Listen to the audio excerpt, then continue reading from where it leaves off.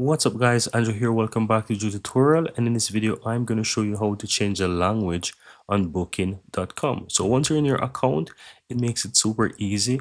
While you can right click on any website or booking.com and just translate to a different language with the Google Translator. If you want to change the language on booking.com website officially, then this is how you do it. Once you're on the website, look to the top, you will find your language option. Next to the flag there, you'll see the currency, and next to the currency is the language. If you click on that, you have different languages that you can select. So if I want to put this in Czech or Dutch, let's say I wanted to put it into the German language, I can do so by clicking on that, and you will see that it reloads and it's going to show me in the German language. At any point in time, I want to change this back to whatever language, I can click on the flag, and it makes it super easy to identify. Just select the language of your choice that you want, and it basically changes. And that's it. That's how you change the language on booking.com.